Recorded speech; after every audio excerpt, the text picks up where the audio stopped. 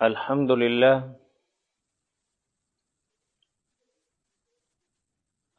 للہ رب العالمین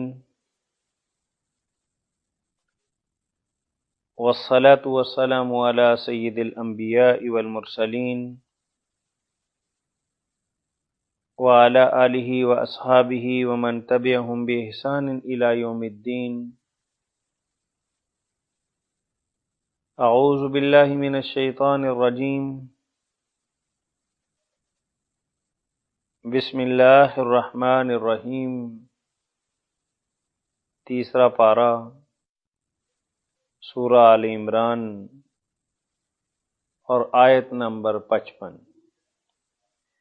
اذ قال اللہ یا عیسیٰ انی متوفیک ورافعک الی ومطہرک من الذین کفروا وجاعل الذین اتبعوک فوق الذین کفروا الی یوم القیامہ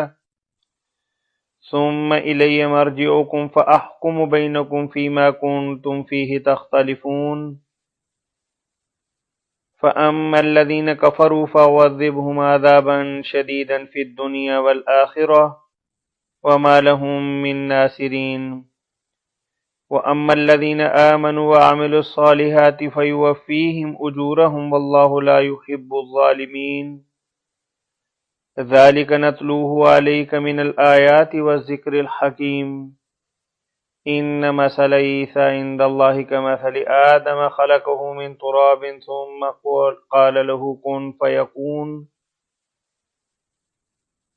الحق من ربك فلا تكن من الممترين۔ صدق اللہ العظیم۔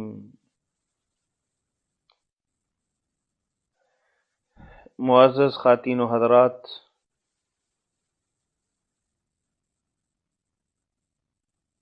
ان آیات مبارکہ کے اندر اللہ وحدہ لا شریک عیسیٰ علیہ السلام کے ساتھ پیش آنے والے ایک عظیم حادثہ کی طرف توجہ دلا رہے ہیں،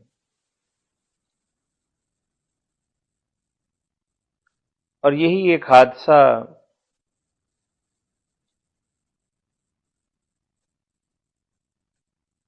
نصارہ کے لیے بھی ابتلا کا باعث بن گیا اور بر صغیر پاک و ہند کے ایک گمراہ ترین فرقے نے، جو بظاہر تو اسلام کا نام لیتا ہے لیکن در حقیقت اس کا اسلام کے ساتھ کوئی تعلق نہیں، اس کو بھی آل عمران کی اس آیت نمبر 55 سے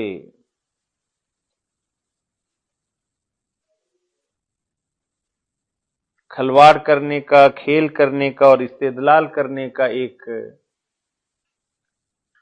موقع ہاتھ آ گیا،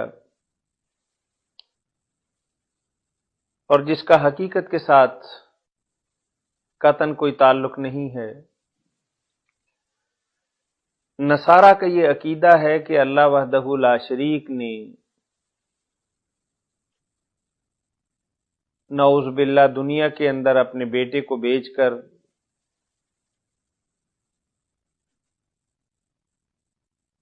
اور ایک خاص نظام اور طریقے کے تحت اسے سولی پہ چڑھوا کے آدم علیہ السلام سے سرزد ہونے والی غلطی اور بعد میں ان کی اولادوں سے ہونے والی کوتاہیوں کی تلافی کے لیے اپنے بیٹے کی قربانی دی،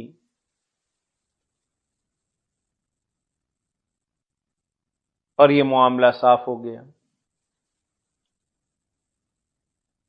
یہود اپنے طور پر یہ سمجھتے ہیں کہ عیسیٰ علیہ السلام چونکہ یہود کی خرافات، ان کی کوتاہیوں، نالائکیوں اور اللہ کی کتابوں اور اللہ کے احکامات کے اندر تبدیلیوں پر بار بار تنبیہ اور وعید کرتے تھے، اور برملا انہیں ان کی غلطیوں پر سرزنش کرتے تھے، اور چونکہ یہود اپنے طور پر یہ سمجھتے تھے کہ عیسیٰ علیہ السلام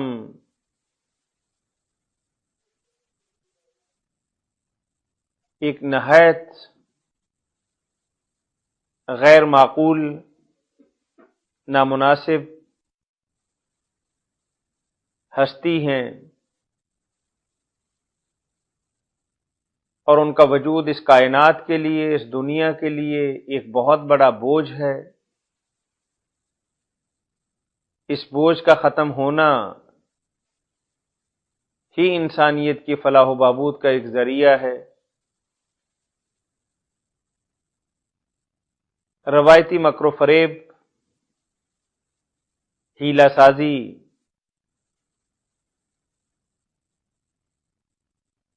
ساتھیوں کا خریدنا اور سازش کرنا، حواریوں میں سے ایک کو اپنے ساتھ ملانا،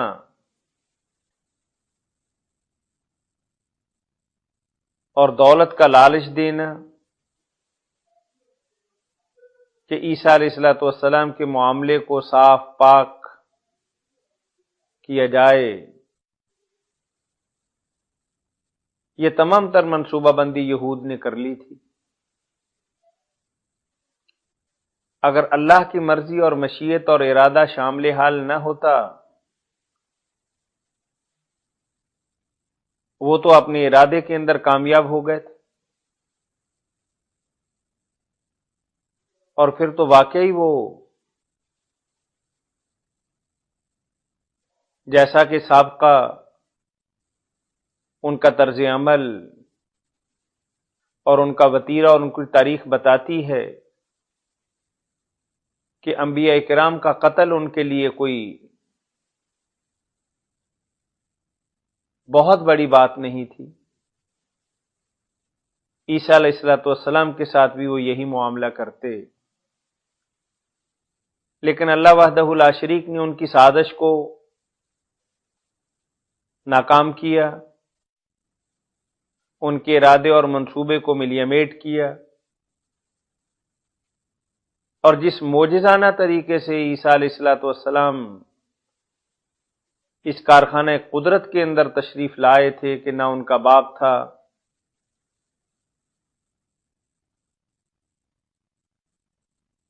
اور ان کی والدہ مریم علیہ السلام نہایت ہی پاک دامن، معزز اور محترم خاتون تھیں۔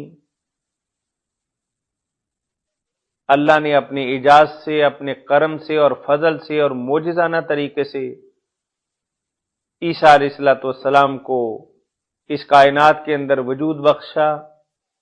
اسی طریقے سے اللہ وحدہ لا شریک نے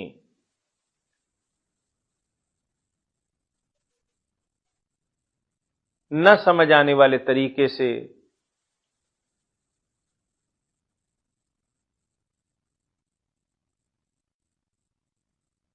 اپنے پاس بلا لیا۔ اب یہ بات یہاں یہود کے لیے آزمائش تھی، وہ تو اپنے طور پر اپنا کام کر چکے، اور نصارہ بھی یہ سمجھتے ہیں کہ عیسیٰ علیہ السلام کو پھانسی دے دی گئی، سولی پہ لٹکا دیا گیا،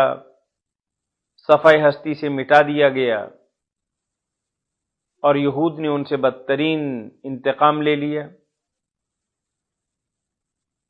لیکن قرآن واضح الفاظ کے اندر یہ بات کہتا ہے کہ ایسا تو کچھ بھی نہیں ہوا۔ اللہ جس کا حامی و ناصر ہو، جس کا پشتیبان اور نگہبان ہو، اس کو کیسے کوئی ہاتھ لگا سکتا ہے؟ ہاں، ان کی منصوبہ بندی تھی، ان کی پلاننگ اور ان کا ارادہ یقیناً عیسیٰ علیہ السلام کو پھانسی دینے کا تھا، لیکن اللہ وحدہ لا شریک نے انہیں پورے کا پورا آسمان پر اٹھا لیا۔ اب وہ زندہ ہیں اور اللہ کے پاس ہیں۔ احادیث کی کتابیں یہ بات بتاتی ہیں کہ قرب قیامت کی نشانیوں میں سے ایک نشانی یہ بھی ہے کہ عیسیٰ علیہ الصلوۃ والسلام قیامت سے پہلے اس دنیا کے اندر دوبارہ تشریف لائیں گے،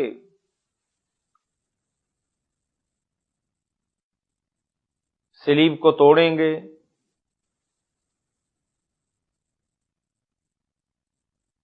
شریعت اسلامیہ کے وہ قوانین اور ضابطے جو عیسائیوں نے ان کے نام پر جاری کیے ہوئے ہیں انہیں ختم کریں گے،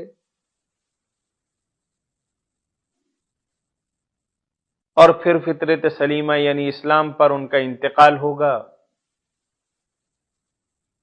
یہ احادیث کی کتابوں کے اندر ہے۔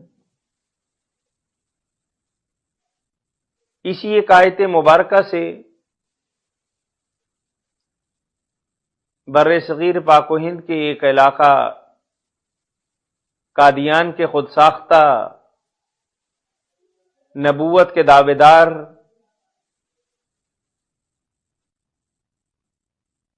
مرزا غلام احمد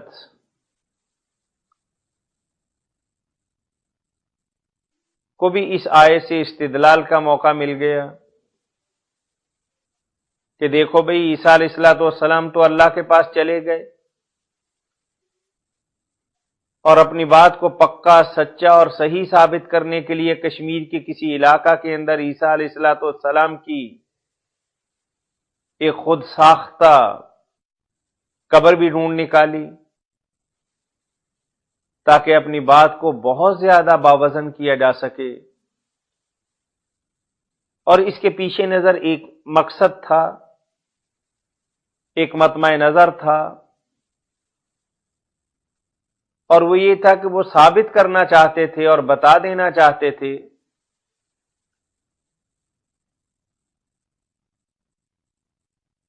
کہ عیسیٰ علیہ الصلوۃ والسلام جب اللہ کے پاس چلے گئے، متوفی کا لفظ یہ ہے کہ اللہ تعالیٰ نے انہیں فوت کر دیا، اللہ تعالیٰ نے انہیں مار دیا۔ اب مرا ہوا آدمی تو دوبارہ زندہ نہیں ہو سکتا، یہ اللہ کا نظام ہے، فطرت کے اندر بھی یہی بات ہے، اور نظام اور نیچر کے اندر بھی یہی قانون ہے۔